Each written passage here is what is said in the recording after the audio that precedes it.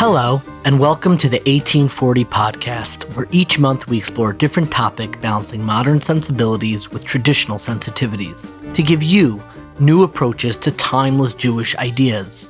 I'm your host, David Beshefkin, and this month we're exploring change, or Teshuva, how people transform and develop their personal religious identity. This podcast is part of a larger exploration of those big, juicy Jewish ideas. So be sure to check out 1840.org. That's 18forty.org, where you can find videos, articles, and recommended readings. When my friends all started getting married, and that happened a long time before I personally got married, I remember one of my friends' wives, and I may be misremembering some of the details of the story, had a game where she played with her fellow friends in Stern College. I knew a lot of them. I probably dated some of them. And it was like a color war where they divided their dormitory into two teams. One team was called the Flip Outs, and the other team was called the Gradual Growers. And they had all of these competitions and all of these, kind of like color war-esque activities. And it always stayed with me, and I got such a kick out of their two color war team names. One name was the Flip Outs. Those were the girls who, having grown up, I guess, in kind of a regular modern Orthodox home, so to speak, flipped out, where they became much more religious and serious in their year in Israel. And the other team was the Gradual Growers. And the Gradual Growers were maybe didn't have these monumental epiphanies where they totally transformed their life and what it was about, but it was, as the name suggests, gradual growth, where slowly but surely their identity slowly began to develop, mature in different ways. I don't remember which team my friend's wife was on, though I could probably guess. But I've always thought of these two teams because I think in the way that we think about change, teshuva, growth, the way that we reflect on our own religious lives, very often we divide ourselves into these two teams. I know particularly in my work in NCSY, there are a lot of people who kind of cast on themselves and their own story this flip-out narrative, like there's this moment, whether it's on a Shabbaton or whether it's a summer spent in a camp where they, so to speak, can flip out. They change completely who they are and their identity and their commitments and their values. And it can really be quite beautiful and quite amazing. It can sometimes be a little quick, but very often, it's really these monumental moments that people reflect and try to think differently about what are the priorities in their own lives. And I think there are other people who are more gradual growers. I know my next door neighbor, not anymore, when we first moved into Teaneck, the person who lived right next door to me and would give these classes Shabbos morning that were very involved in Gemara and Chumash. He was an unbelievable person. I can mention his name, George Silfen. Really one of the most special, unbelievable people. He just published a really remarkable Hebrew sefer that you could please reach out if you want it. And I remember he would always tell me that, it happened very gradually for him. Like he didn't, I don't even know if he went to Israel. He didn't have this amazing experience in Israel. He's kind of just like a regular person, and slowly but surely over the years, different bumps along the road, totally reinvented his priorities in the way that he lives his life. And he's the kind of person, and I've seen him on the bus, he's like learning Eruvin or some serious Masechta every free moment that he has. And that growth did not happen overnight. He said it had happened over many, many years.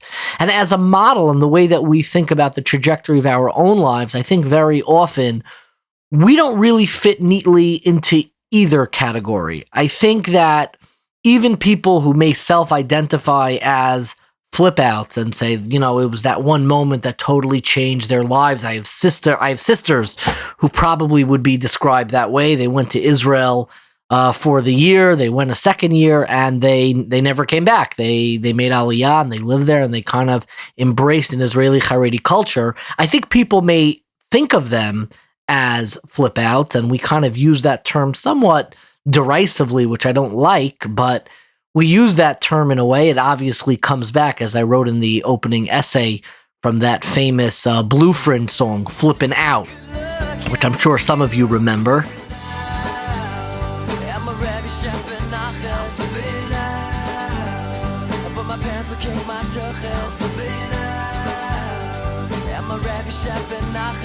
I'm sure that song brings up a lot of memories and definitely caused quite a stir when it came out. And I think it began kind of this culture of using flipping out as this kind of derisive, a little bit of a derisive term, which I don't particularly like. I think there's something beautiful about religious change, religious growth, oscillation, one way or the other. But to my mind, this binary of team flip out versus team gradual growth is very much not true in our lived experience. I think even people who are on team flip out, if you've ever, won a good color war team, or on the team of gradual growth, I think we have moments in our lives where we embody both. Like I think about and reflect on my own life. Did I ever flip out? Am I a gradual grower? I am not sure which one. There were definitely moments when I made very serious, drastic changes in my life. I decided after my 2 years in Shalavim in Israel that instead of, like most of my friends, continuing on to college, mostly Yeshiva University or Queens, Torah, wherever everybody was going, I decided to go to Ner Yisrael. I'm looking back. I have a hard time pinpointing a moment when I made that commitment, though I have no doubt that there were moments over that year where I decided to chart a different path for myself. And looking back at my experience in Ner Yisrael, I'm trying to figure out, was there these like major moments? I think there were. I think there were moments of, so to speak, flipping out, moments where I felt such clarity, probably where my mind goes is those Friday nights that I would have in the home of my Rebbe, Reb Ezra Neuberger, and he would talk about self-understanding and self-knowledge, a topic that he would come back to very often, particularly this time of year around Elul. He would talk about the Ani, capital T, Ani being the I, your sense of self, and what role that plays in your religious development. I remember being entranced. I still, pause. It's hard for me to speak about because it had such an incredible religious impact on me. Those moments, sitting in his dining room, singing together, and then he would come in and talk about what it means to be alive, what it means to be an individual, what it means to be a person. But at the same time, looking at my life trajectory, if I were to map it out like a stock market, ups and downs, I'm not sure that there's a very clear trajectory of these moments that I can pinpoint that make up who I am today. There certainly is a gradual growth, throughout the entire process. And I think even that imagery of charting out your own life, your own religious life, and you can talk about your religious life, the highs and lows, you can define that however you want. But I actually give this exercise to students in my class where I ask them to chart out, usually beginning in like 7th grade, because my students are in college, so I want to give them a runway. And whatever your definition is of religious highs and religious lows, I'm not going to give them for you. Chart out your religious life like the way they measure volatility in the stock market.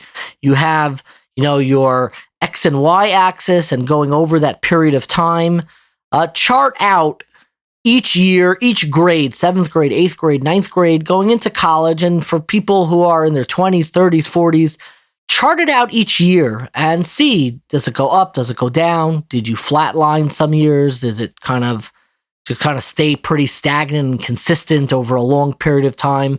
And I think a narrative begins to emerge, especially when you see big changes that kind of reflect people's life. But overall, if you zoom out enough, I think that we have moments where we, so to speak, have this transformational experiences where we proverbially flip out. And at the same time, we also have gradual growth, gradual descent, moving in all sorts of directions. And I think that both of these models are obviously true in our own lives. I always come back to the thinker who's animated so much of the way I think about Jewish life, and that is Reb Tzadok HaKohen Melublin, the great 19th century Hasidic leader who himself went through a drastic change. He was not raised in a Hasidic home, and he became Hasidic later on in life after his marriage fell apart and he's wandering throughout Europe alone by himself. He stumbles into this base medrash of Ishbitz, which was led by the Rebbe of Ishbitz, Rav Mordechai Yosef Leiner, and he stumbles into this base medrash. He was this recognized genius throughout Europe. It's not just stories that we have. We actually have his bar mitzvah drasha. We have his writings. He was a bona fide genius, and he stumbles onto this Hasidic court. And in that moment, he was so moved and so brokenhearted, I guess, feeling like he didn't have a path forward with how he was raised and how he was brought up, that he decided to join this Hasidic school of Ishbitz. And in the first Hasidic work that he ever published, which is called Tzidkas HaTzadik, the very first paragraph talks about change itself. Rav Tzadok begins this very first paragraph in his very first work following his transformation to Hasidus. He begins, Reishis Kenisas Ha'adam, the initial entry point of every individual, La'avodas Hashem, to the service of God, Tzarech lios b'chipazon. It's going to be quick. You're going to, so to speak, flip out. You have to have that moment of commitment and inspiration where you're ready to make serious changes and reprioritize some of your values. But then later on, Reb Tzadok writes in that very same paragraph, he says, V'achar kach, and afterwards, shuv yelech b'mesinos ula'at. Afterwards, you have to walk slowly, carefully, deliberately, and have that gradual growth. You need both jerseys in this life.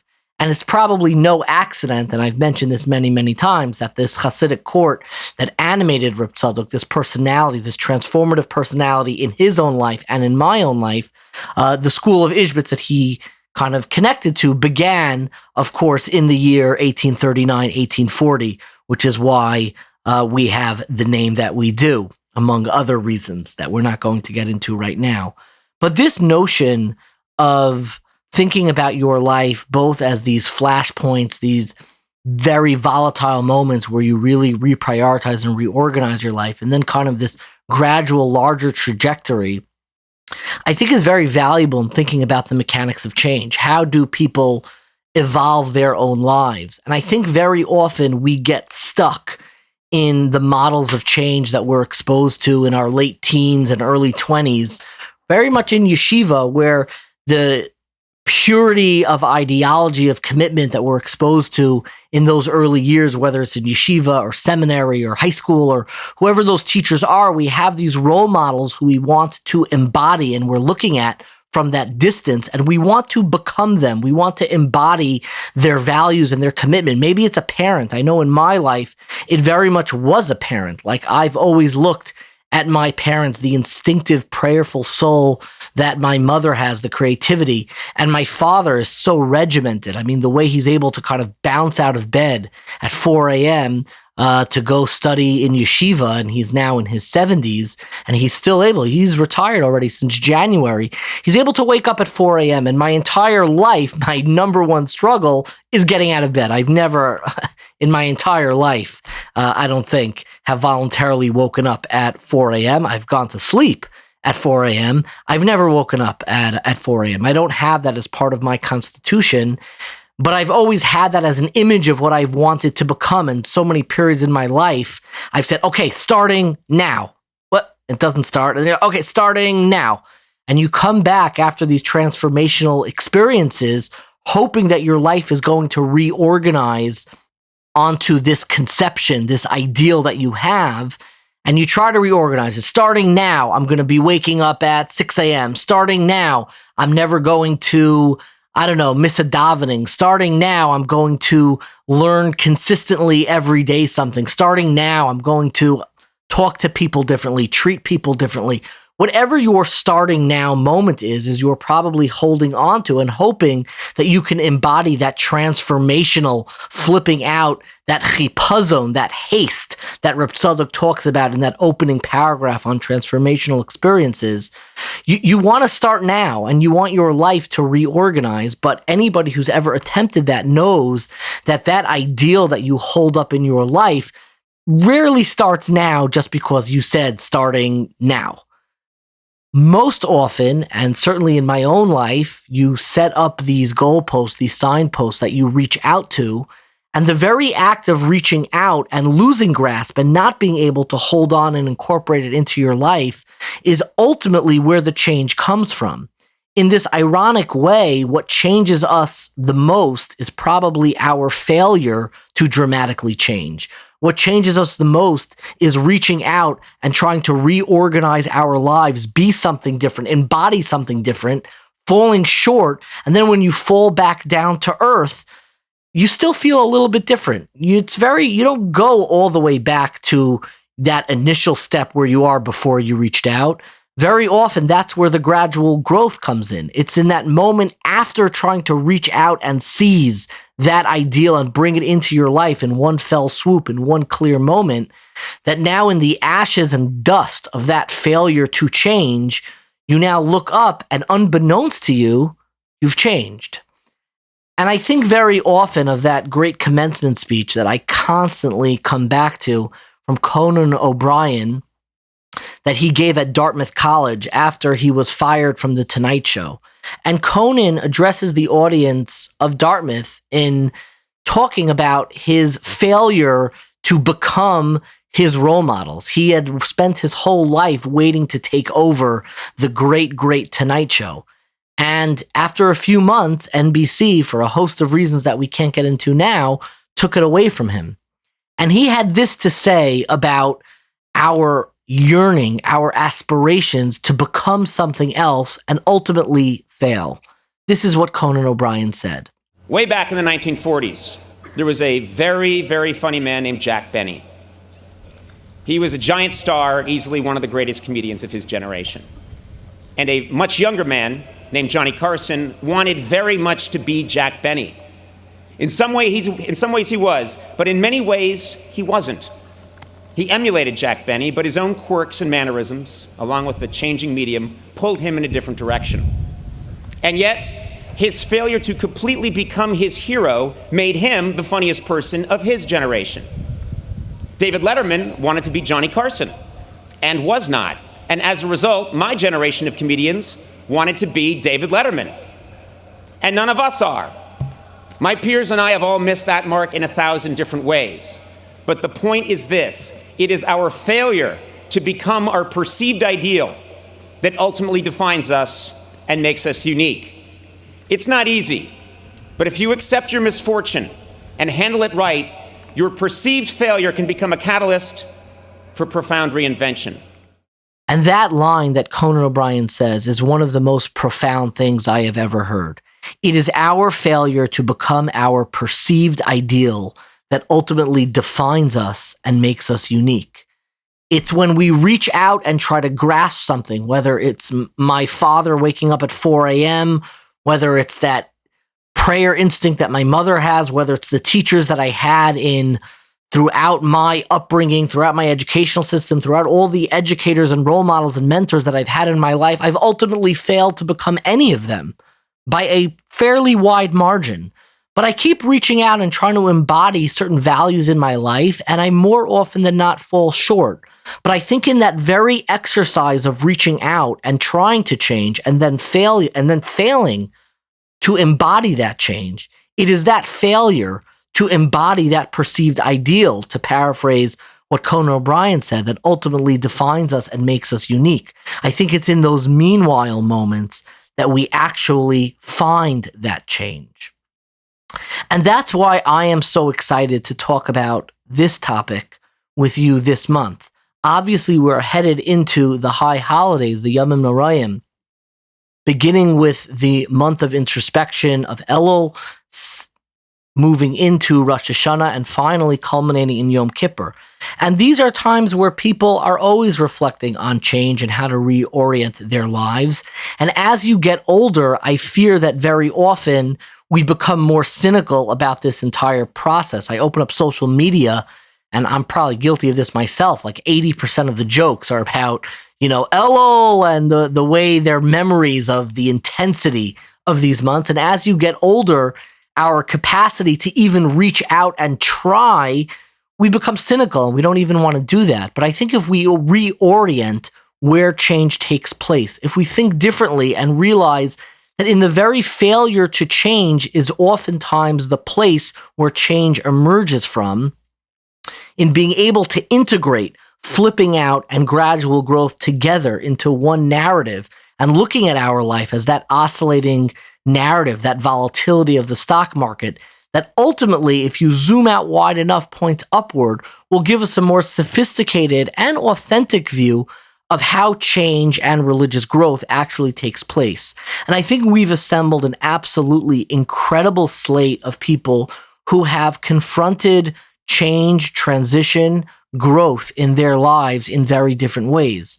For some, it was as a educator, and they've had to change the way that they educate midlife. For some, it was going through change in a very public space with people rooting for you and having that added pressure to change.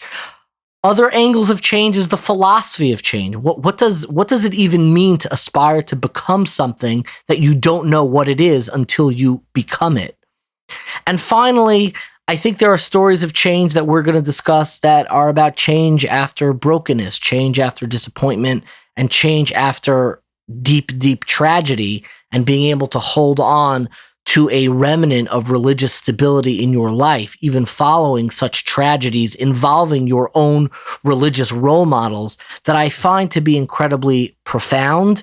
And ultimately, we're going to culminate this month with a story that I'm sure many of our listeners are somewhat familiar with. Maybe they read the initial article when it came out, but that is the story of a Rebbe who changed, somebody who was quite public as a Hasidic Rebbe, eventually left that world and finally came back.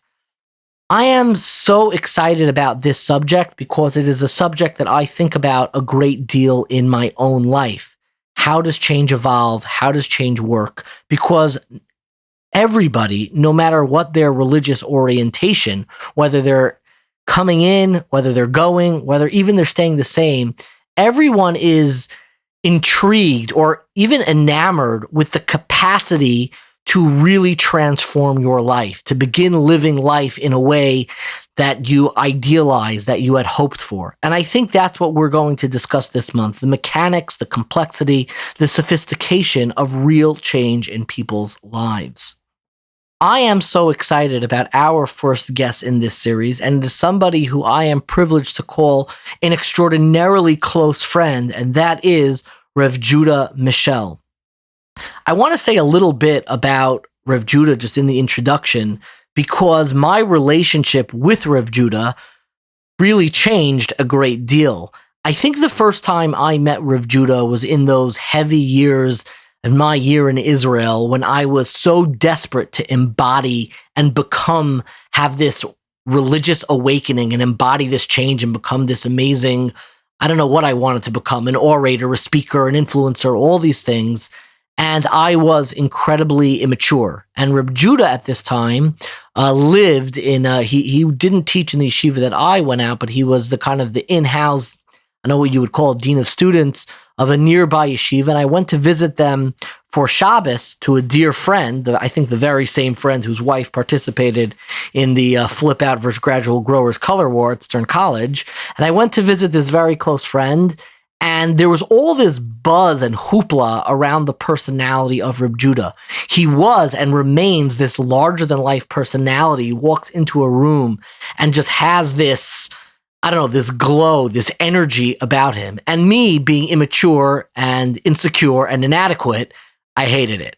I hated everything about it. The way people idolized him, the way people spoke about him. It was probably jealousy. He's older than me, but I was jealous. I was insecure. I felt like, oh, if everybody's so excited about him, it must not be a person of serious substance. And I remember I went into that shop. So I think I got half drunk and started speaking at their Friday night kumsitz, and he was kind of very kind and generous. But we had that first meeting, and we did not keep in touch. I think I was probably one of those people scrolling in the background, going through the early days when he had a blog, and he was one of the early people on Twitter, and probably reading through his stuff with the same stink eye that I imagine some people read my stuff. Of who does this person think he is? Why are people so excited about him? He's not so special. He's not so great. And all that stink eye that at least I know in my own life emanates from my own feelings of insecurity. When you see somebody else embodying the characteristics that you want, very often it's hard to develop a sincere relationship with that person. That was all of my own ugliness that I think that I hope in some ways, changed from. And in many ways, in part of our conversation, Rav Judah has also changed. I don't think that my estimation of him was accurate in any way whatsoever, but he, as you'll explore in this conversation, also changed a great deal in the way that he approaches relationships and religious growth. Many, many years later, I invited Rav Judah to speak at a conference called YouthCon, which NCSY had organized, and bringing in educators and people who work with teens. And we began speaking. I don't think we became close after then either. I'm actually thinking now, I don't really know when. I think that second chapter in our relationship began. But at a certain point in my life, I started to realize that my religious focus, my inner religious life was being addressed. And the person who really spoke to it with very few parallels was Rav Judah. I have begun to see Rav Judah really as a Rebbe of sorts. Somebody who has the language, the knowledge, the graciousness, and the boundless support on wherever you are on your journey. And the conversation I constantly come back to with him, aside from my professional life, which we certainly speak about, is really my family life. And I owe an incredible debt of gratitude to Rav Judah. And I think this is a mantra that most people don't know him for, but for me has been personally transformative in ways that I cannot even begin to describe, is reorienting the focus of my religious life on my family, in looking at my home, in looking at those private, intimate moments with my family, with my wife, with my children, as really the center of my religious life. Instead of looking at family, and this very often, I was married a little bit later, so maybe I didn't feel it as acutely, but very often the obligations of your home can be seen as distractions from the real work of your religious life. And I think that what Rav Judah's contribution in my life, which is really inestimable of how important it was, is literally grabbing a hold of my head. I mean, not literally, but grabbing a hold of my focus and pointing me inside, pointing me into the bias, your home, and saying, this is where it is taking place. This is the real thing. This is where it happens. This is where religious change, growth, development, this is the center. And not looking outwards and not looking at those big moments, but looking in the privacy of my own development in my own home, I think was one of the most seminal changes I've ever had in my own life. And I remain so deeply grateful for his friendship, for his guidance, and just for his love. And that's what makes Rav Judah so special. And it's especially special right now because as anybody who's, if you're opening up social media, if you're, kind of paying attention to these things, Rav Judah just came out with a book called Baderech, Along the Path of Teshuva, which is absolutely beautiful. Baderech means in process. And that's really, in many ways, who Rav Judah is, which is why, even before, I didn't know the book was going to come out exactly when this interview was scheduled. But Rav Judah's bio, if you look him up on social media, he writes, a Jewish work in progress. And that notion of working in progress and being under development, an under construction as a Jew, somebody who is constantly assembling and reassembling their lives, is something that I don't know if everyone appreciates how much Rav Judah embodies this, that long-term spiritual growth and the journey that we are on. And I think that what he's done more than anything else is he takes people by the hand and say, look, I don't know where the road ends. I don't know where it diverges and where all the hills may necessarily be, but I know that we're on this together. And that's a mantra that I hear over and over again from him and from others, from Talmidim of his, from the community in many ways that he has created, which is the line of the Zohar where we say, Anan b'chavivusa talya milsa. We depend on each other. We depend on friendship. We depend on one another. And there is a togetherness that Rav Judah embodies, the sense that it is not him at on a lectern lecturing the crowd, telling them, tips of what's right and what's wrong, but grabbing everyone together by the hand and saying, let's walk together, let's be in this together. We are in process, ultimately, together. And that is why I am so excited to introduce my dear friend, Rav Judah Mischel. Hey, David. I am so excited to talk with you. I really got this idea. This is, full disclosure, our second conversation that we've had for the 1840 podcast. We didn't release the first one, but it's sitting there in the archives. Collector's item. That's a collector's item. That's off the menu. That's an off the menu. But what I wanted to talk about today is we're talking about rebuilding and what it means to kind of reinvent one's religious identity, personal identity, especially something that's a central theme of Elul and Teshuva and the high holidays, Yom Noraim. And you've just published a book called On the Journey of Tshuva, Baderech, which distills so much of your approach to this. And I wanted to begin with your own history as a catalyst in people's life. Actually, I'm glad that you mentioned it because it's actually on the path of Tshuva. And this is a big conversation with the editor and with the publishing company, because often people are looking for a book.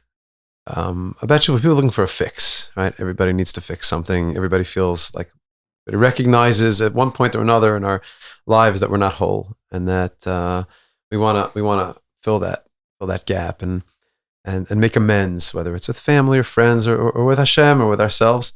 And the title was important to me because it is a journey and it's a process.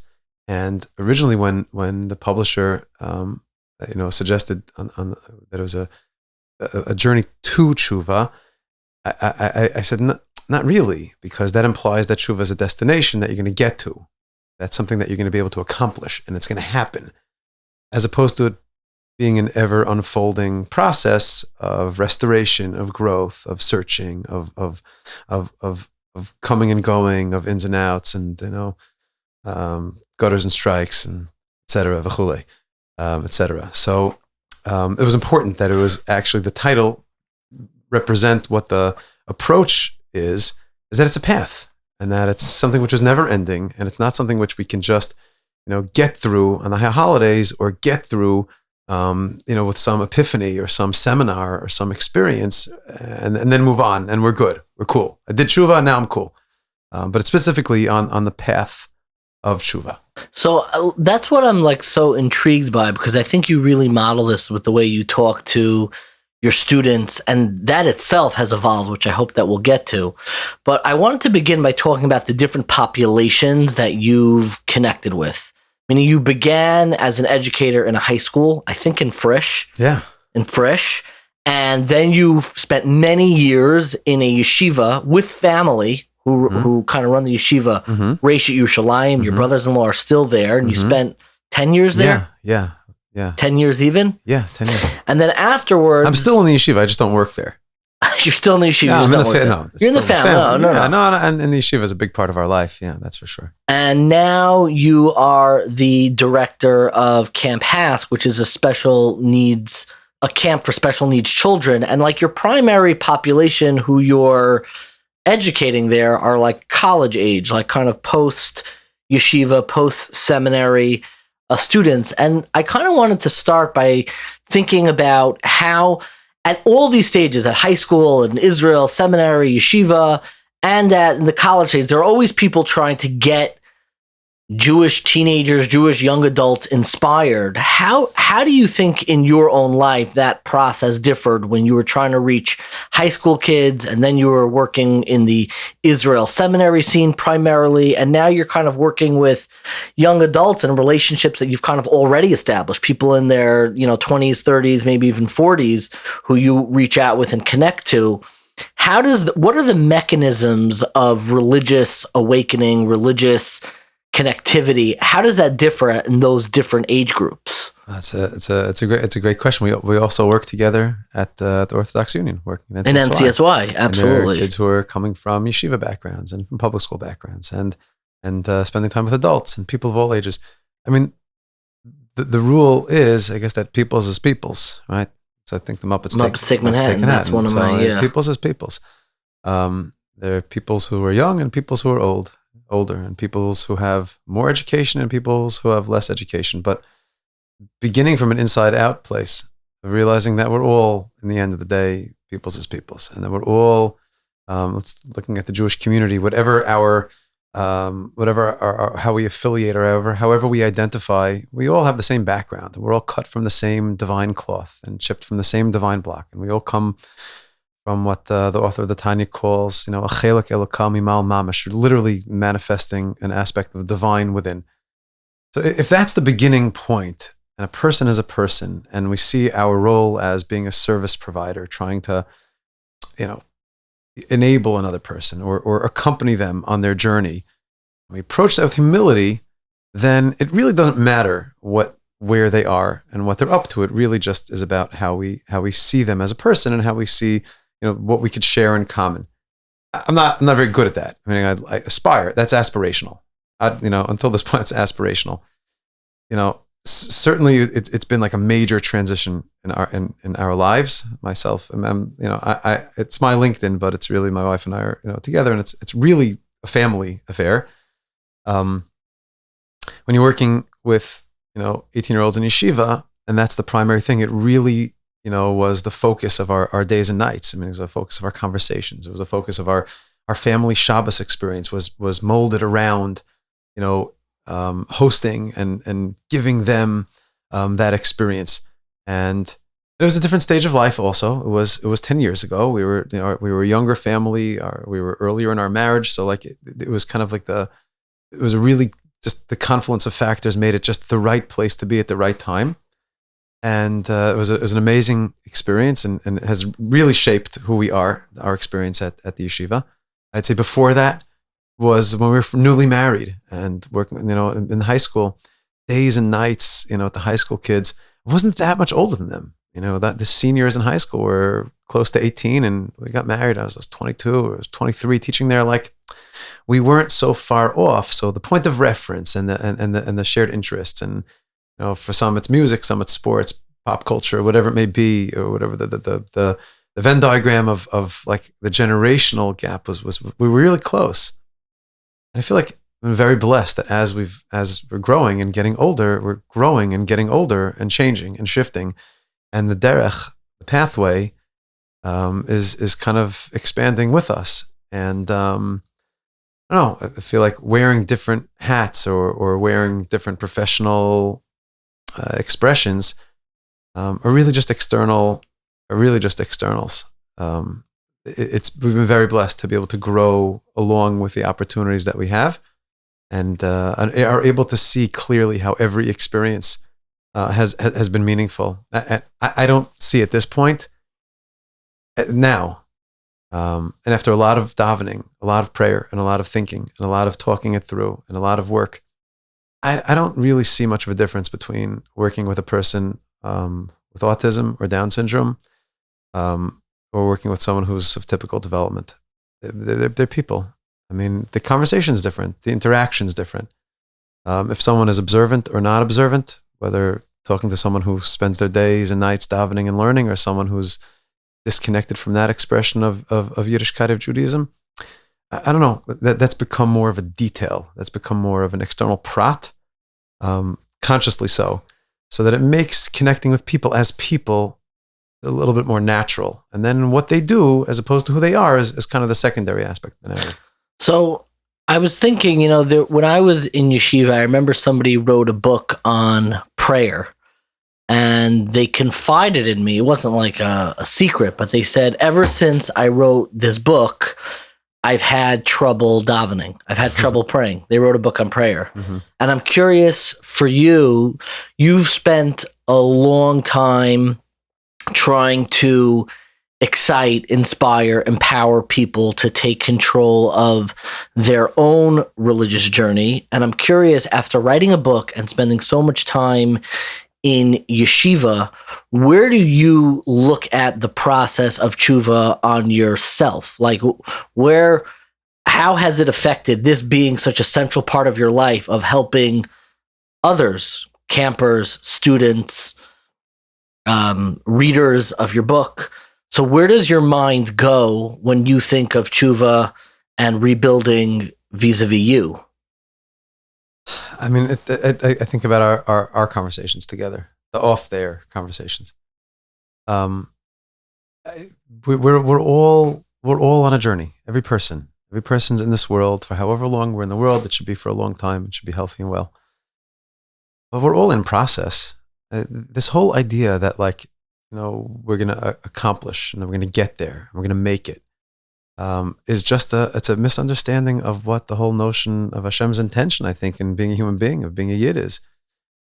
Since God told Avram Avinu to go from his home, Lech Lecha, spiritual growth and closeness with Hashem is liminal. It's transitional. We're always in a state of movement, of going. And if our Yiddishkeit and our striving for closeness with Hashem at age, in mid-40s is the same as it was in our mid-30s, or it's in our 50s, the same as we're in our 40s, or we're looking back towards some experience we had when we were 18 to shape our entirety of life, then we've kind of missed the opportunity and the gift of Hashem renewing our lives and creating the world anew every single day, which is really where Teshuva is drawn from. God is saying, I restore the world every day. I recreate the world every day. So therefore, I'm asking you to reconsider your life every day. And if we're doing today, to paraphrase the Kotzker, because what I did yesterday, then what do I need it tomorrow for? Meaning, everything is in movement and everything is in process and things are shifting. And I feel like that's what I see in my own life. The way I daven is different now than it was 20 years ago. Can you give me an example? Because I love that idea, reconsidering your religious life. Do you have specific areas where you think about your own religious life? Every single area of life. There's not one part of, if I'm doing it right, I feel like if I'm living the practice that I aspire to live with, then it's changing all the time. Meaning, let's take something that we've spoken about many times, Shabbos, right? Shabbos table. Our Shabbos table is I look forward to it all week. I love it. Our kids look forward to it. We have a really fun and comfortable, beautiful Shabbos table that looks very, very different than it did just a couple of years ago. How so? Our kids are older. The conversation we have some older kids and some younger kids. There's definitely some entertainment, for everybody. But there's a certain attention that the younger kids require for engagement.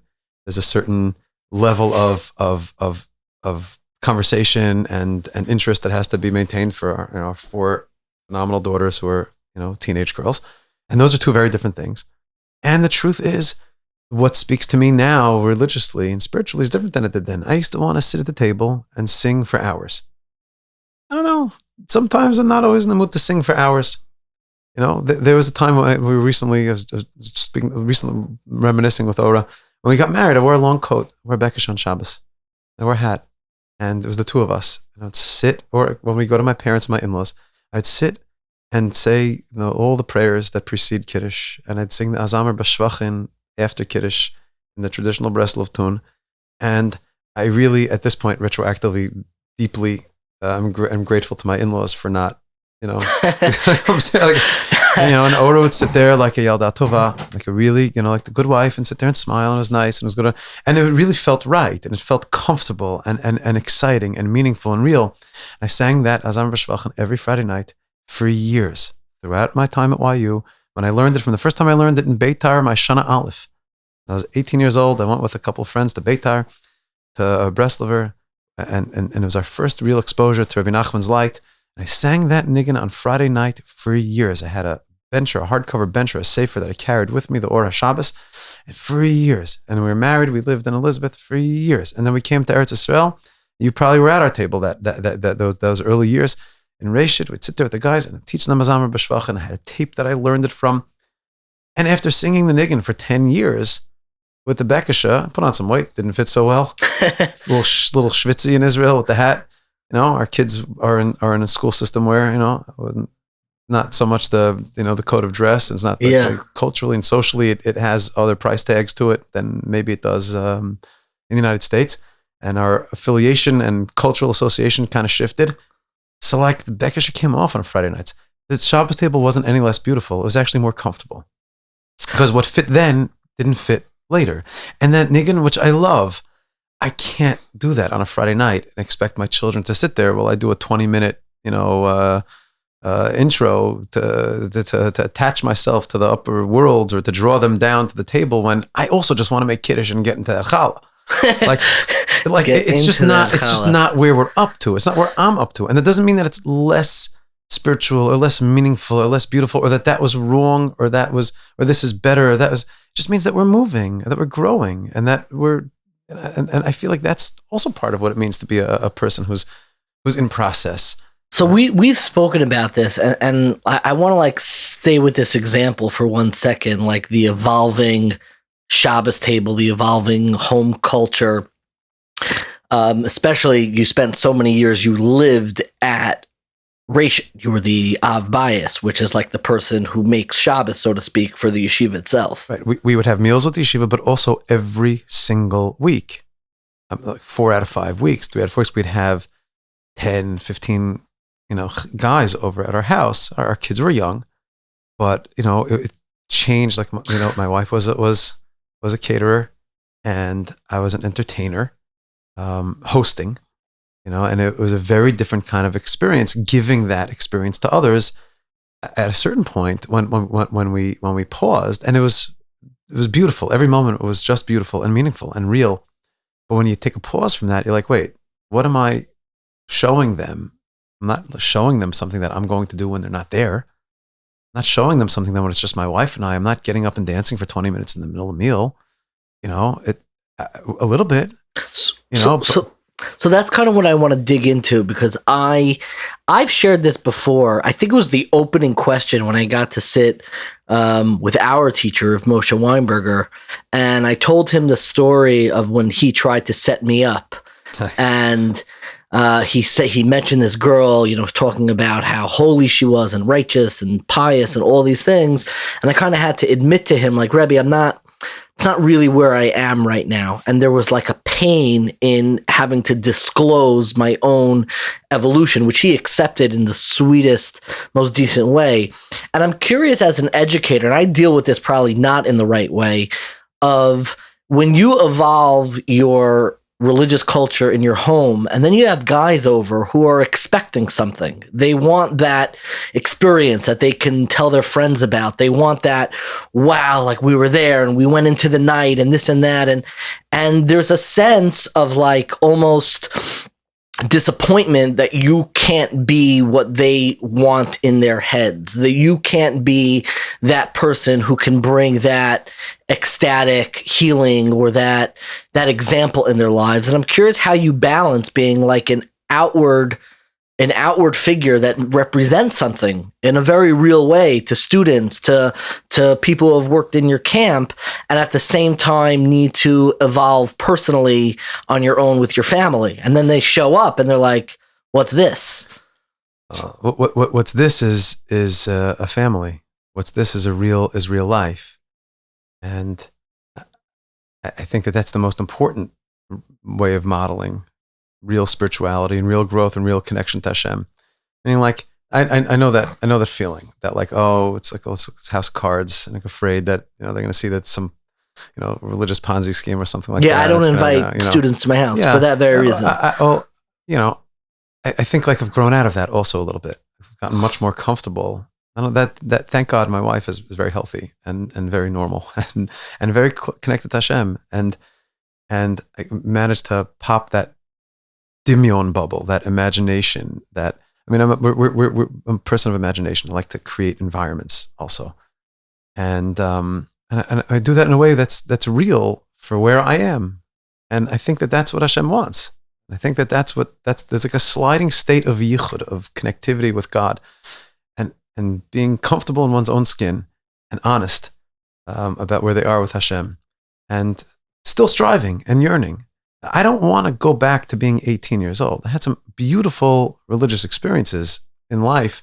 I want to be 44 with a family of, with the family that we have, in the life that I have, and to be happy there, and to be drawing down real inspiration there, and to revealing the ruchnius of the opportunity, the spirituality of the moment that we're in right now. And I'm more than happy for someone who wants to come to our house and experience that. And I don't know, if they want to watch something on Netflix, the Netflix version of what a Jewish family looks like, that's great too. And they'll have plenty of opportunities to go to those homes and to have those religious experiences, which are great and wonderful. I think that this is a more sustainable and healthy model that, at least for me, that's we're doing what we do. We're doing what we do. Like that, Hashem gave me a life and gave me a family, and that's my achrayus. And the students, or the people, I don't really have students, but if people want to come and guests want to come and enjoy, and it works, and it's great, so that's great. What they'll see is that we're trying, and that we're doing our best, and that we're trying to figure this out and enjoy our Yiddishkeit and v'chai bohem, and live it for real along the way, living it according to somebody else's script, living it, trying to like fill somebody else's shoes and do it the way somebody else did it. It just means I'm not going to have it their way, and I'm not going to have it my way. So what do we accomplish over here? And tshuva, at least, tshuva is returning to like a baseline of when we say revealing self, and we use all these like terminology, like what exactly does that mean? It means kind of like undoing all the external pressure and of having to perform some religious act or rite for other people, even if it's intended to guide them. So I'd rather just do what I'm doing. And if there's someone there and they see that and learn from that, so okay, that's great. But in the end of the day, we're responsible for ourselves. And to be responsible for ourselves, we have to do our thing. And all we can do is try our best. I'm curious because, again, and this kind of relates to the focus of the book, but I see it in many ways. I have a specific student, it's a mutual friend of ours, a specific person in mind. I'm obviously not going to mention their names, but like I know sometimes that you have an ability to stay connected to people even after the rhythm of their personal lives is no longer in sync with what I think are the very healthy and very real religious expectations that we expect of people after they go through 12 years of yeshiva and high school and then, Israel seminary. There's a certain trajectory that we expect of people. And very often you're able to stay connected to people. And I'm thinking of a very specific couple who I'm also connected with, whose life trajectory doesn't stay on that wavelength necessarily. They're not living that with the type of observance that we expect communally from a lot of people. And I'm curious what is the message of Teshuva? What is the message of that reconsidering when you remain connected with couples or with individuals who are not living on that wavelength? And do you ever get accused by people? I could see this. I certainly do, by being too accepting, too complacent with people in their lives. No, you have a relationship with them. You should be pushing them harder. You should be making them work more. How do you balance that expectations of what you would expect from an educator in somebody's lives with a couple or an individual, figuring it out? Yeah, this is a real thing. When we hug someone, I'm not looking for their tzitzis. I'm not checking the tzitzis. No, I personally appreciate that. This implies again a misunderstanding. The whole question is predicated on this misunderstanding of what it means to be someone who's a Baal Tshuva, what it means to be someone who's close to Hashem. Everything, we're all in process. Every day is another page in a chapter in a book of our lives. and we're in the middle of the story. People are working through what they're working through. It's not anyone's job to be writing somebody else's story. The parchment, or let's say the canvas upon which this is being painted, our lives are being painted, as Hashem says, Teshuva is created before the world. And before I'm creating this world with all of its challenges and brokenness and sadness and hardship and rules and regulations and halacha and yirat shamayim, before all of that, and communal standards and minhagim and cultural pressure and all of that, before I create any of mitzvahs and averos, things that you can hit and things you can miss and do right and do wrong, before all of that, I'm creating something called teshuva, a restorative power, which transcends all of creation, which you can always be connected to. And if you believe that you can break, believe that you can fix. It's like the introductory chapter, sometimes we forget. So somebody's living their life and a couple is growing together, and growing together could mean that for the time being on that page or that chapter, there's less observance, there's less shmiras hamitzvahs and halacha on an outward level. That doesn't mean that they're not growing. It doesn't mean that they're not connected. It doesn't mean that we're not close to Hashem. It means that whatever it is, Hashem wants more than anything, I believe, from us to be choosers, to be consciously choosing what we're doing or not doing. And it's not you and it's not I and it's not Rabbi Levi Yitzchak Berditchev. It's Moshe Rabbeinu who says, listen, life is hard. Shibud Malchios, there's an exile that we've gone through for a long time. We're a nation that's traumatized. We're people who have, been beaten up. It's not easy to be in the world. And there's Yetzer Hara in the world. And people are fighting their battles publicly or privately.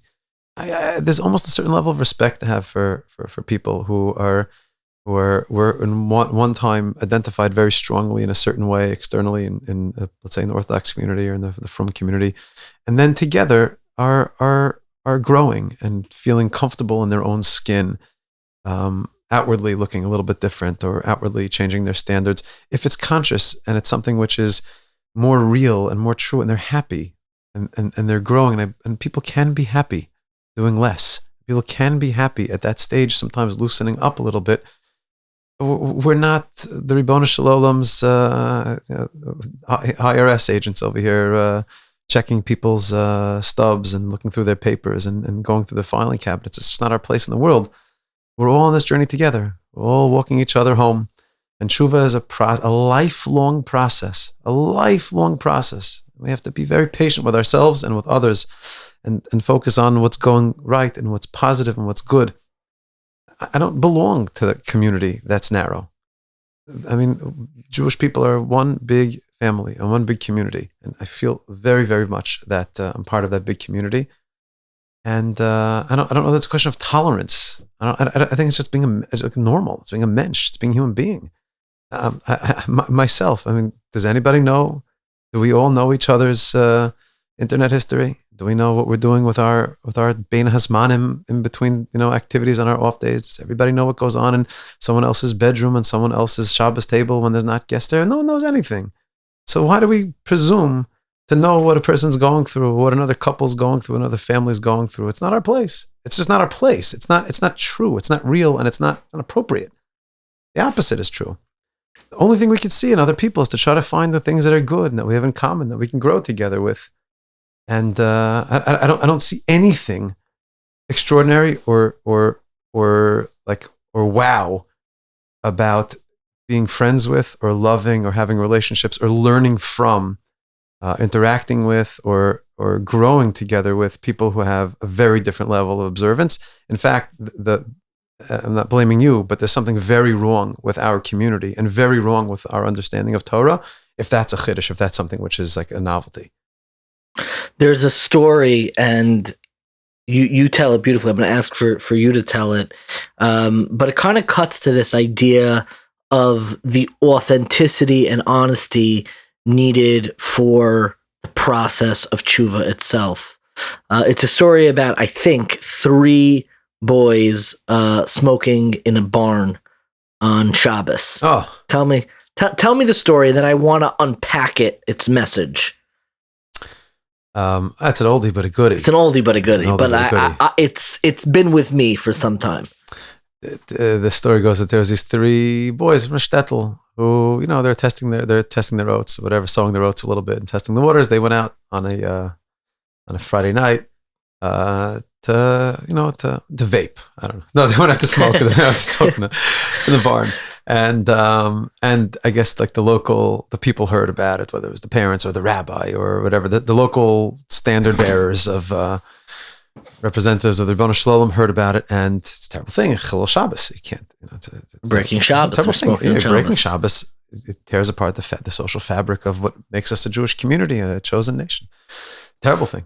So they went to the barn, like a whole group of people went, representatives of the community, the rabbis and the teachers, and they get to the barn and they kind of like they throw open the door, and these three guys are sitting there with cigarettes, and the rabbi looks at him and says, "It's Shabbos. You're smoking. What are you doing?"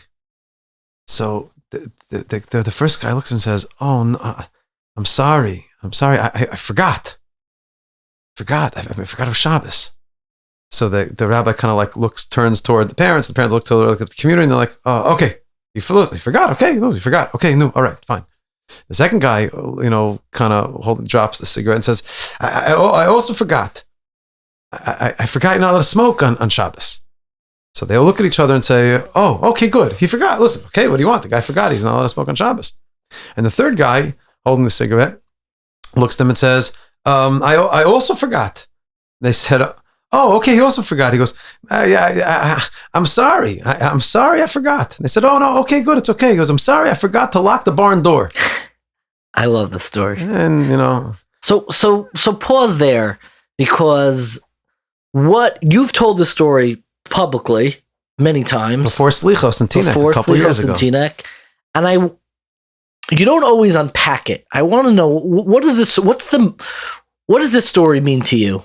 What is the message that you take from this story? Well, if we're talking about Teshuva, repairing, restoring, fixing, recovering, right? or uncovering, so to speak, what really lies beneath. So a lot of times we just needed to like, we feel like something happened. Let's take away our relationships. We messed up. We misstepped. We misspoke. We don't want to really get into what was behind that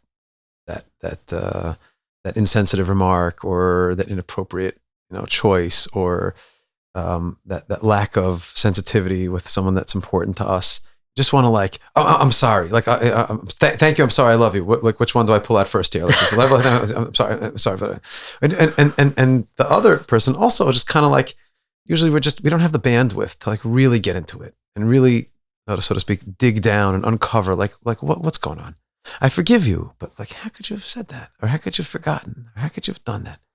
We just want to we like to stay surface because we got to go functional. We got to get back to work. We got to go, go back to the store and get the milk or wherever we misstep. And we just kind of like don't want to, we're afraid to go further than just kind of like being enough to get out of the situation, to extract ourselves from it and get back to our previously scheduled program. I'm sorry, I forgot it was Shabbos. I didn't forget it was Shabbos. You forgot it was Shabbos? Of course you know it was Shabbos. I forgot I'm not allowed to smoke on Shabbos. Of course you know it. We don't do averos. I mean, what we're going to be held accountable for are not for the things that we didn't know. I mean, we do tshuva, but we know what we didn't know. But if I didn't realize it was a mistake, it was an honest mistake, it was an oversight. Like, I don't know that you break it, you bought it, we could fix it, we can move on, you pay the bill. Okay. I don't know that the Ribono Shel Olam is going to be busy with that. We have a process. But what lies beneath that, the falsehood of that, like the fakeness of that, that's the Ponzi scheme. Meaning that's like painting over ritivut. In English, that's called when you have like and the wood becomes rotten, the deck is rotted out, and you're just going to paint over it and make it look good. There's something behind like the cosmetic wall. fixes. Yeah, we're just gonna. That's not the root canal that's gonna fix what really is beneath the surface, and it's just gonna happen again and again and again. But we just needed to look. The optics have to look right. We just want to get through it and move on from here. When that third boy says, "I forgot to lock the barn door," and he's really closer to being someone who is going to appreciate in his life Kedushat Shabbos and have a chance at restoring a relationship with his parents and with the community and most importantly with Hashem, and coming to a really healthy and happy, good place with Shmiras HaMitzvos, with fulfilling Torah and mitzvot, because he's starting from where he really is at. He's starting from where he's really at. You know, like when we have our kids and a kid does something, and before, a kid does something wrong, takes somebody's toy away, or lashes out. Say I'm sorry. I didn't say I'm sorry. Hold on, what happened? Do you even know what happened here? Do you know where we went wrong? Do you know what we expect of you? What caused that behavior? What caused that experience? Start with where we are. Look at the person as a person, the relationship as a relationship. The dishonesty of making excuses and deflecting and just trying to get out of it often leads to a long-term breakdown of besides for trust, obviously, but of honesty, and it just breeds cynicism and a fake kind of external, you said cosmetic, superficial way of being with people and with God, and that's where you see the pushback against observance. For a high school kid to go to the outskirts of town and smoke a cigarette on Shabbos, it's definitely a red flag. It's definitely something which is an aberration. It's definitely something which is inappropriate, and it's definitely something which is against the Torah. But is it so crazy? Is it so? I mean, it might be shocking to that community, to that standards, but I don't know. I wanted to ask you a little bit about, again, part of that honesty and authenticity when it comes to Teshuva. Like, I think of different moments of Teshuva in my life, and some which were cosmetic. I think when I first came back from Israel, I was grappling with the fact that I still wanted to watch television and movies. And in my head, it was like, isn't that supposed to be gone? Isn't that desire to veg out supposed to be like not a part of, who you are? Or, I expected to really feel that almost like exorcism of like any of those like connection and like that's really like. And then later on, and I think you're the one who sensitized this to me the most, I think of tshuva much more in the context of my family, like my relationship with my wife, my relationship with my children. And I'm curious for you, when you think of moments of teshuva, moments where you said to do it every day. Surely there are moments when you confronted it in a stronger way. But did you have moments in your life where you were able to, like, so to speak, admit, like, I forgot to lock the barn door, where you were able to like say, I'm going to do something differently in my life and start building that? I think there's like honesty and authenticity. These are great words. It's hard to live in a community and maintain community standards and follow a playbook, a rule book. It's an addition to Shulchan Aruch or the Pnei Halacha or the Mishnah Berurah or whatever. Aruch Shulchan, by the way. Love it. Oh, I mean, huge fan. Look, as we get older, like, where was that? Yeah. I think that like honesty has to begin with a person in themselves, in their relationship with Hashem. Meaning, first things first. I speak to Hashem a lot. I talk to Hashem. I tell the Ribono Shel Olam. I walk around and I say, okay, I'm going to Marav right now. This is not really. And I know what this is going to look like, and I'm okay with it. I'm doing what I have to do right now. I'm in the middle of 25 things. This is just not a convenient time. And I say it to Hashem, and it unties so much of the pressure internally, and the guilt of not feeling inspired sometimes when I just say it directly to Hashem. Or I say, Ribono Shel Olam, Master of the world, I'm literally like this. I'm about to light Hanukkah. I'm walking back now. I'm going to come home and we'll light Hanukkah candles. I want desperately for this to be meaningful. I want this to be beautiful. I know it is. Like how excited the kids are. Just help me be patient. Help me be sensitive. Just help me just like lock in and feel this the right way, the way that you want it to be done, and the way that it's going to work for me and the family. Like I say it very openly to Hashem, and expressing to Hashem our desires and our hopes, not confessing sins all day, but like saying, "Listen, Hashem, I know I'm really good at this.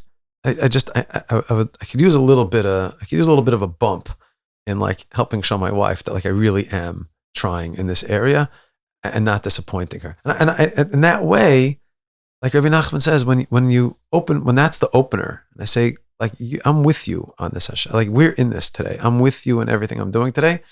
So sometimes things hit and sometimes they miss, but in the end of the day, it's all the time with Hashem.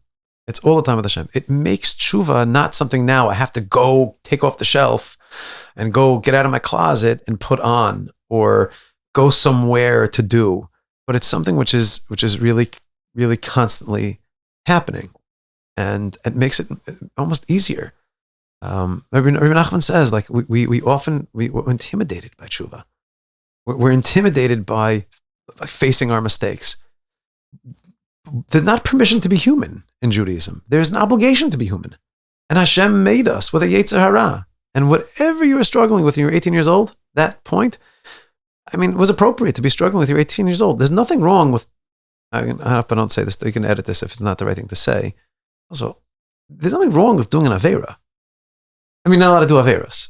And we have a system where we're going to get paid. And in the end of the day, I'm fairly certain, I haven't learned like the secret writings of the Rashash and all of the great Kabbalists that describe what happens after we die.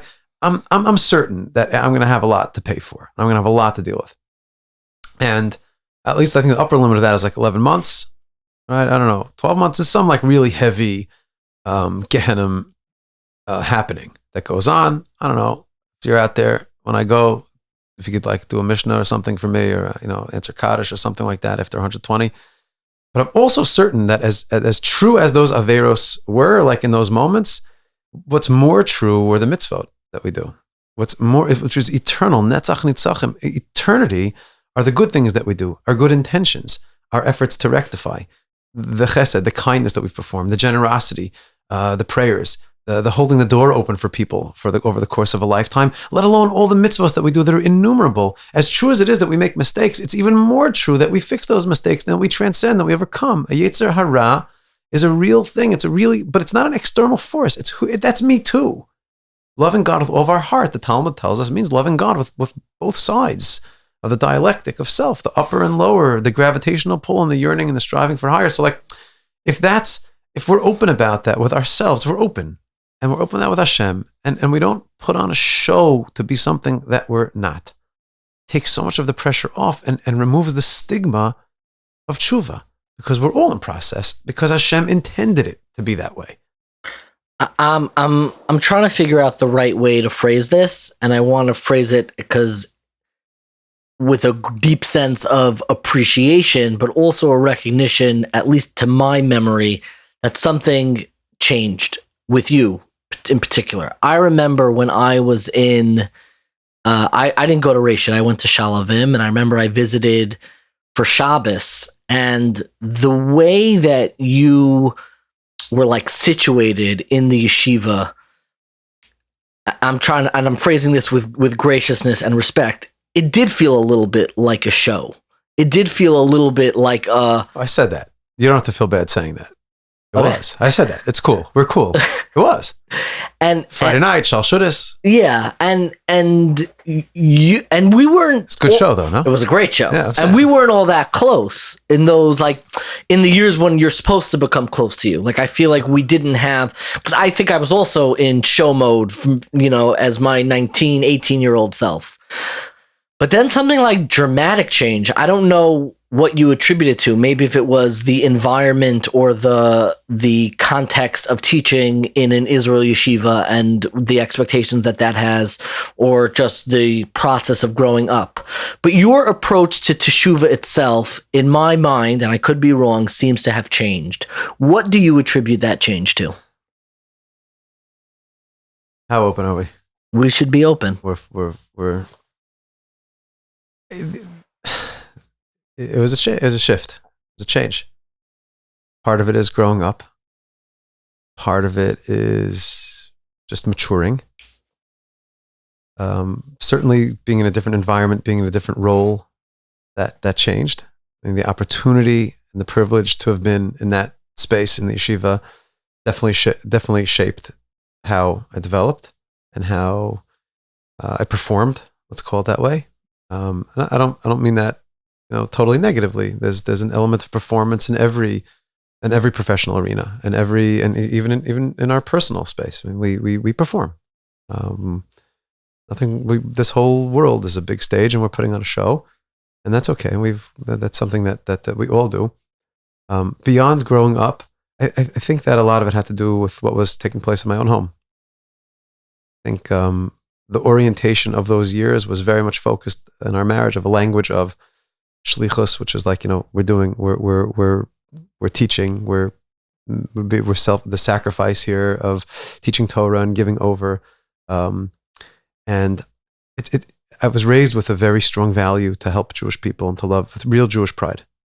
My wife came from a home of teachers of Torah, and my father-in-law is a Rav. He's a highly accomplished builder of Jewish institutions.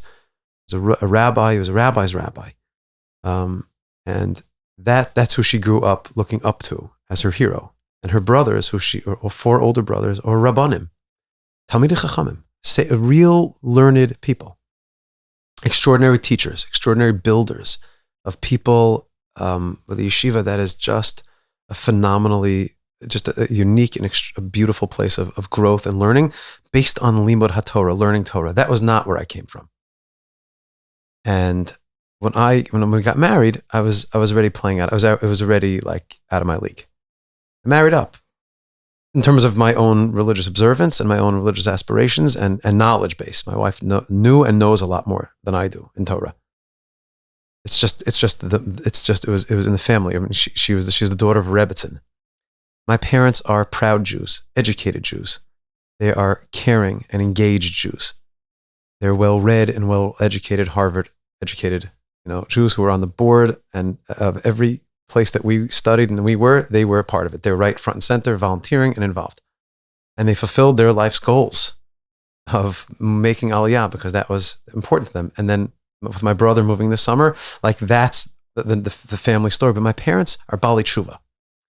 We did not have a set of shas in my house growing up. I mean, they didn't grow up religious. They did not grow up religiously observant. No, my home. mother saw Aleph Bet in college. And my dad grew up in a more traditional home, but my grandfather, who I'm named for, said, go to junior congregation. Mm-hmm. Which my dad did, but there wasn't limud haTorah. There wasn't learning Torah. Mm-hmm. There was an appreciation for Am Yisrael, Jewish pride, Jewish values, Jewish self-determination, Jewish symbols and culture, the land of Israel, the state of Israel. There was a real engagement in Am Yisrael. There was not limud haTorah. There was not learning Torah. So coming into my marriage, there was that. I always had that. Two very different models. Yeah, different models, different starting points. Now, in yeshiva, I felt that. I didn't get into Shalvim originally. Rightfully so. I wasn't like, You were waitlisted. That's a nice way of saying it. I had, good friends in the right places, and I had the right mentors in high school who pushed me to be in that environment. And I went for 1 year. Most of my friends, if not all of them, practically, not all, went 2 years. Some went 3 years.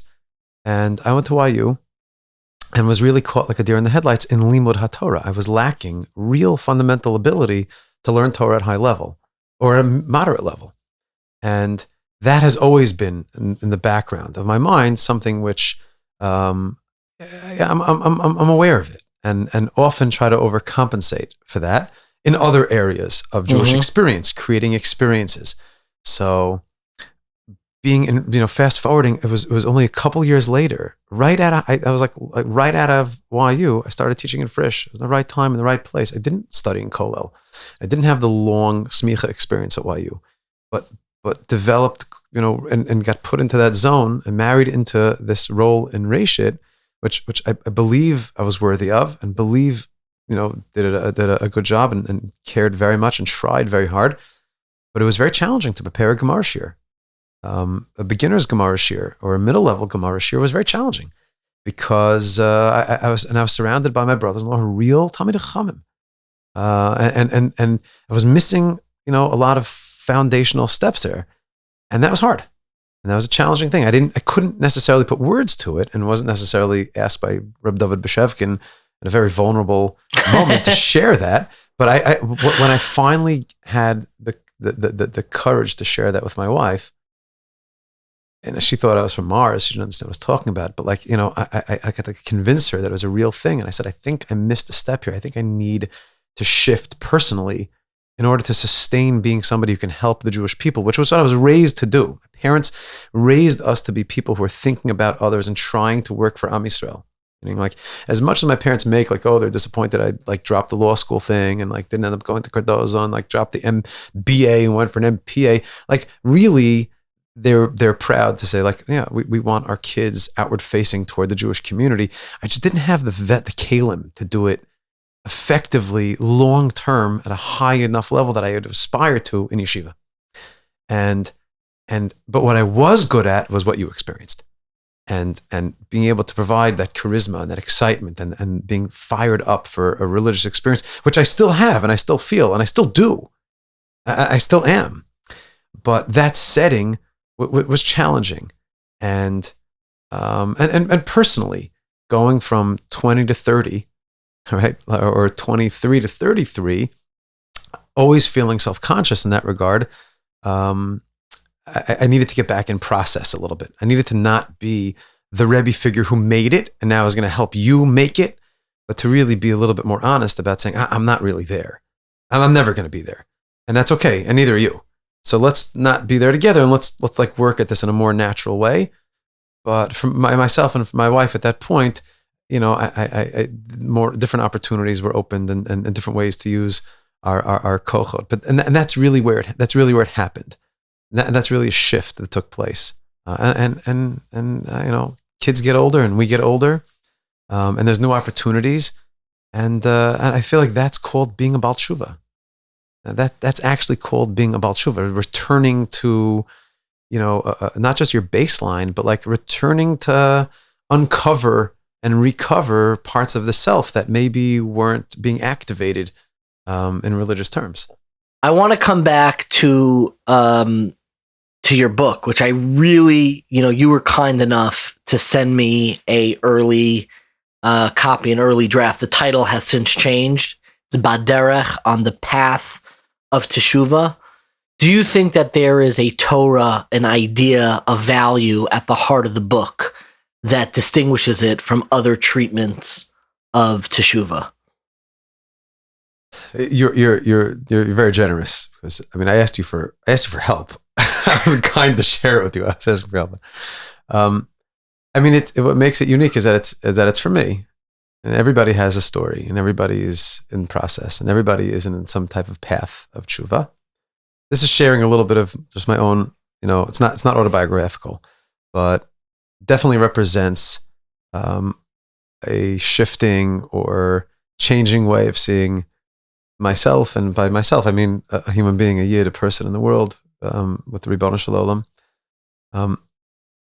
I think that it reveals or kind of directs us toward a very encouraging vision for ourselves, and a very optimistic way of seeing not just ourselves. There's a lot out there in the world that can build our self-confidence and our sense of potential and etc. That's, thank God, self-care and kindness and generosity, and it's what the language of the world is. But I think it reveals within the system itself, within the halachic system itself of the Hilchas Tshuva, the laws of Tshuva, the path of Tshuva, real genuine sensitivity and compassion, and reveals, at least from the perspective of say the Jewish perspective, it's a Jewish perspective. It's not the path of Tshuva, it's a path of Tshuva.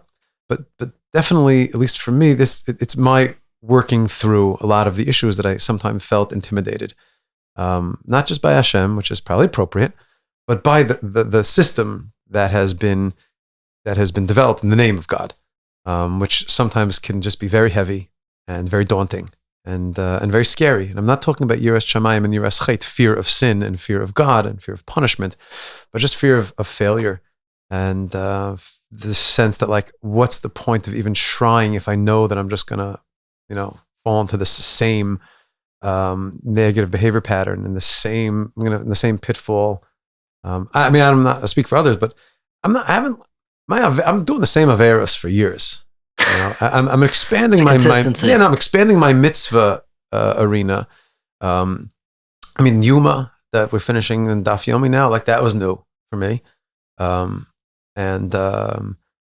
Definitely listening to, there's so many opportunities online, listening to Rabbi Rosner's Lamda Shiurim and Rav Ari Leibowitz's Halacha Shiurim. And I mean, there's more new Torah, new mitzvahs, that I'm mentioning. It's the same averos. I mean, it's the same stuff over and over and over again. I mean, you don't have to be in, it's wonderful for persons in therapy, and wonderful for persons going to 12-step. It's wonderful for persons, working on themselves formally, but like, we don't need that much professional involvement in our life to be able to point out like the same couple of things that we're always working through. So I address that in the book because I'm addressing that with myself all the time, and I believe that this is making a contribution in the world to kind of show like the Ribono Shalom knows that about us also, and the Torah is well equipped, and the statements of Chazal. Would you feel comfortable sharing what one of those areas is that you keep winding up in? I mean, besides like, the clothing spectrum of sizes in my shelf, like in my closet. Do you look at that as a part of your tshuva process? Yeah, of course. It's not just a mashal. It's not just a parable. Meaning it's, of course, we're constantly up and down, and we're constantly gaining and losing and coming closer to who we want to be and what we want it to look like and how we want to feel. And we know when we feel good. We know what it takes to feel good and to be healthy. And we know how good that feels when it's, and we know how disappointed we are in ourselves when it doesn't quite fit, when it's not going right. And it's true in every spiritual, in every area, in every area of life. No, I think a lot about that, and we are going to wrap up soon, but it's something you sensitized me to, and it's something, it's really where Rav Kook starts his entire work on Teshuva, where he talks about healthy eating. And I know for myself, when I'm at my best and most self-control, I never have quite the washboard abs that I imagine, but it's... Keg is much more fun at a party. Yeah. Everybody knows that. But I've, that type of discipline, that type of physical health oftentimes reflects, or is sometimes even a doorway to that spiritual health of just your locus of control of your life being where it's supposed to be at the center. I think it's even more. I think it's something different also. I think it might be even more. Is that it's not just about, are we in control? It's not just about the horse and rider. It's not just about, am I a person who is being a bocher, a chooser? But it's am I healthy? Am I being a person? Rav Kook writes about the natural experience of tshuva, tshuvat haguf, the body. First things first, it's the bottom of the pyramid of human needs. Am I safe? Am I comfortable with myself? Do I have what I need to be a mensch in the Welt, to be a person in this world? Now I could be a person who's growing intellectually and spiritually and religiously. But first things first, are the lights of the spiritual lights, do they have a proper vessel to rest in? And this is not about, not just well beyond healthy eating. It's about, how do I view my humanity? How do I view myself? How forgiving of myself am I? How much do I recognize that Hashem made us, Hashemayim shamayim l'Hashem, heavens are for God, Haaretz, and earthliness, this world, Nasan l'vnei Adam, Hashem made it for us. Now, we can bring heaven down to earth, or we can bring earth up to heaven, and we can reveal heaven on earth, but only when lights and vessels are matched up. And that's when we're okay with ourselves. When we, and that's not to say the pushback of, well, you're just telling everybody's fine, validating everything, and then no one's really going to grow, and no one's going to have she'ifas, no one's going to have yearnings, and no one's going to try to change their state. It's not true. Because if we really feel good about ourselves, we're really comfortable in our skin, and we really know that Hashem is with us where we are. Mesak shamayim shamatav. Up in the heavens, yeah, Hashem is with me. But Atzia Sha'ol, David HaMelech says, Hineka, if I'm in the lowest places of hell, Hashem is with me too. And that doesn't just mean in the camps or in prison, God forbid, or from a hospital bed, God forbid. It means When I'm in my own head and when I'm stuck and I feel like I'm nowhere near living the life that I want to be living in personally, professionally, religiously, with my family, with my partner, with my spouse, whatever it may be, to know that Hashem is there with me and that it's part of creation that we have this ebb and flow and that there's this breaking and fixing as part of like the way that God created the world. And if we have permission, but not permission, obligation to recognize that Hashem can have nachas from us there and feel good there even for a moment and find a good point there in that lowest place far away, that's not going to say, okay, then I'm happy to stay here. It's the opposite is true. Focusing on what's going right on that positive point will only compel us and inspire us to build on what's going right. And if there's anything that I'm was trying to give over and present in Baderech is that we are Baderech, that we are on a path of Teshuva, and that it's always going to be that way. I mean, can I share a personal anecdote? Please. Yeah. I was just, we had a family simcha last week. My dad made us see him. My father made us see him on Mishnayos. Now, people make siyumim all the time. People finish a tractate and make a l'chaim or celebrate it in some way, all the time. It happens all the time, especially people learning Daf Yomi. My father's a highly intelligent person. Both my parents, well-read people. Torah was not day-to-day in our home. We had homework from school that was Torah. Reading Jewish books. I mean, ceiling to floor, Jewish books. Now, when I was in 8th grade, we didn't have a Mishnah Brura in the house or a Shas. I mentioned that before. And that's an important part of my story, and it's also an important illustration here about the power of what it means to be a Baal Tshuva. My parents became Baalei Tshuva, so to speak, TM, trademark, with Chabad in 1970, 71. Right? My mom was in Woodstock. They were in Buffalo in the midst of the riots, in the midst of the revolution, and they were open. And thank God they were honest. And Chabad found them, and they kind of found a path. And the only formal Jewish learning that my parents had collectively was a few classes in the Chabad house over the course of college and university and sitting at a Shabbos table, but not formal learning. And my dad went for a couple months to Or Sameach in Muncie. And growing up, I didn't learn B'chavrus with my dad. I didn't see my dad go to shir. I remember at one point there was a certain type of shir in the shul, but we didn't wash during the week. And this is not an indictment of my parents. It just wasn't, I thought there was a ceremony we do on a Friday night. And they're Baalei Tshuva. They were sacrificed for us to go to yeshiva and wanted us to go further, so to speak. And my father, close to 70, my mother and father, approaching age 70, made his first siyum in honor of his father's 50th yahrzeit on Gemara, and then made a siyum on Mishnayos afterwards, on a Mishnah, and studies Torah every day.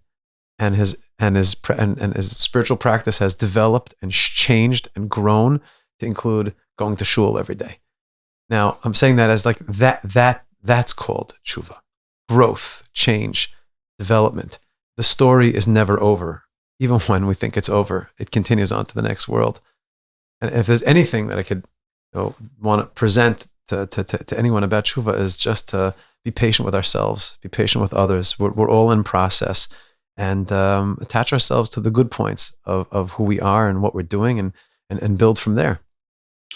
I cannot thank you enough. And really, for me, I think you can mark my own religious journey based on the people who I find most like inspiration, who I feel are connecting to the struggles, opportunities at each different point in my life. You could chart out my own development of who do I turn to. And just over the past few years, the fact that you've made yourself available really as a friend and a sounding board and somebody to work through so many of those issues in my own teshuva process in the most maximal sense is really means a great deal to me. And I am just so excited that your ideas and your words are going to be able to kind of live in print to a wider audience. I always end our conversations with more rapid fire questions. We have 3 questions I was hoping you could share. My first question is, what other books or Svarim, Hebrew or English, do you attribute to your approach to Teshuva? What do you find yourself returning to when you're trying to access and inspire yourself towards this process of rebuilding, remodeling in process, aside obviously from your own? Thank you for pushing product. It's interesting. Over the years, I've spent a lot of time learning and davening with Rabbi Nachman's writings. In the last couple of years, it's actually the Pnei Halacha, the writings of Rabbi Melamed. Much of which are available in English as well. Yeah, beautiful translations. A lot of it's also on Sefaria, but they're so inexpensive and they're so important because learning halacha is a baseline. It's structure. That side of the brain is challenging for me, and I'm more of a midrashic person. I've found that studying halacha has given me faith in system, faith in context, and has kind of destigmatized and taken a lot of the pain or shame and emotion out of mistakes and tshuva by learning halacha in other areas. I'm making an omelet, and I take a knife that was used for fleischiks, for meat, cut an onion on a parv cutting board in a tray in a pan that had cheese inside of it. Like, oh no, what do I do here? Chaos. Do I throw away the egg? Like, oh my God, Ora. Like, I'm like, here again, I have to tell my wife, I don't know what to do. Should I text or by Leibowitz? Like, what do I do? I look it up. I'm like, okay, wait, no, there's a system here. Hold on, we have a system. And learning the halachas more carefully. I learned smicha. I took the tests. I didn't internalize it as a prayerful system that kind of gives a person stability and hope in this area of life. And not just what to do and how to do it, but like, know that we have a system. And the same way that, like, okay, so you kasher the knife or you throw it away or it hasn't been used in 24 hours, it's okay. Same thing, we have a system for tshuva. Like the Rambam has steps and it's halacha, and we have a certain amount of minutes that we can bake a matzah for until you can't use it as a matzah. And there's a certain way to cut toilet paper, So, okay, we have a system and it's okay. And this is the way Hashem and intends he does it in such a brilliant, accessible, there's like a warmth and a graciousness to the way that he shares. Totally. I have the full set right above your head over there. I'm in love with it. And it's so clear and nuanced. And it's not a coincidence, and he doesn't speak English, so I don't know that we'll ever have him on, but it's not a coincidence that the first works that he worked on was the kind of Hasidic ideas that I have found so inspiring throughout my life, the works of Reb Tzadok HaKohen MiLublin, which his yeshiva were the first to kind of reprint and clean up, and really Rev Melamed, that is an absolutely excellent place to be looking in this area. My second question is always strange for somebody who just published a book, but if somebody were to give you a great deal of money, that early exit money, that would allow you to take a sabbatical, clear all of your responsibilities, and either go back to school to get a PhD or write another book, what do you think the title and or subject of that book would be? Or PhD? Not a PhD. If I had an early exit, I didn't get a PhD. I would play golf with people who have a PhD. I don't play golf, but I would maybe play golf with people. Would it have to be a book that would be published by a Jewish publisher? No. Does it have to be published by an academic publisher? No. Would it have to be published? No. Can I take it with me? Sure. I'd write a book about my family, I think. I'd like to write a book for my family, for my kids, my wife, about them, with them. I'd love to sit with them and ask them questions and interview them and talk to them and write about my grandparents who I didn't know, my great-grandparents, and understand like the development of the family and how that impacts who I'm working on becoming, and my wife's family, and understand like this I don't know, there's a narrative of Masorah, and we're so busy in life, like doing what we're doing now and thinking about what's going to come in the future, that sometimes we forget to take those 3 steps back when we daven Shemona Esrei, when we stand before God. Like, you take those 3 steps back to give a little context. The Esa Einai El Haharim, like look up toward the mountains, or Tel Hahorim, to our parents. I feel like I'd love to give more attention a little bit to that, to understand how we got here and try to figure out where we're going from that. I think that would be meaningful. And it just made me think, and I'm extra lucky. My uncle Alan, Alzy, who sometimes listens, who lives in Bennington, Vermont, he actually wrote his thesis on my great-grandfather in psychology, and that thesis, and there was a lot of stuff there. Yeah. Opened up our familial eye. So his answer was kind of both. He did the dissertation, and it was on our family, and it is eye-opening to take those 3 steps back and see. I would like to open things up. In other words, the goal would be to be opening things up. Yeah. Opening things up, with our kids more, and with my wife more, and just to understand, like, some of the, whether it's the good things, the strengths of character and the resilience that was inherited, or the trauma that came from what they went through. Yeah, in the war, he's got a lot of trauma. Yeah, it's we all do, and we all do as a nation, as a community, just to open things up, literally just to have the opportunity to just sit and talk with the family, with the people I'm closest to and love the most. And sometimes the busyness of life, that early exit might facilitate that. My final question is, I'm always curious about kind of the sleeping patterns of individuals. It's probably even trickier, the fact that so much of your colleagues in the places you work are in America, and you spend your time living in Israel. What time do you usually go to sleep, and what time do you wake up in the morning? This is a post-COVID question, pre-COVID question. You could kind of tear it out to any period in your life. What kind of what's the range? It's such a, I don't think people are really interested in this. No, and it's the response I get every time. I'm thinking about changing the last question, but because I have a lot to say about this, but I think people can, at this point, they're probably listening to 2.0. No, I am interested. This is the 2.0. This is where it goes to 2.0. Yeah. The days that I have someone that I exercise with in the morning, I try to go to sleep earlier. I try generally working on American hours. Have tried in the past couple of years. It's been specific and it's been deliberate, pushing late night conference calls and meetings toward one day, so that I just book that up very late, usually on a Thursday night, because Friday's a little bit more of a flex time, and try to be connected to the rhythm. Try to be connected to the rhythm of what's happening in the home. Like, bedtime is, try to be tethered toward the bedtime of, like, when things are shutting down. It's just, there's something meaningful about going through that, winding down process together. I'm in camp right now during the summer. That's not really, there's not really order. I need numbers. I need a time when you're usually asleep and a time when you usually wake up in the morning. Sorry to be so data oriented. No, I know you. I'm like nervous to say it. I don't have a watch of it, and I don't bring my phone upstairs to my room, so I don't always know, but not enough. Not enough.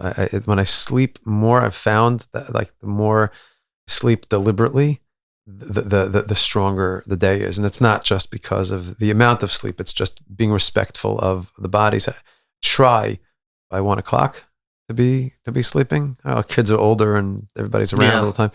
And,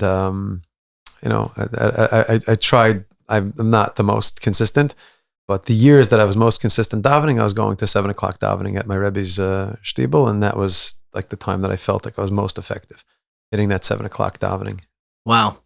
I cannot thank you enough for joining us today. Rav Judah, thank you so much. Love you, David.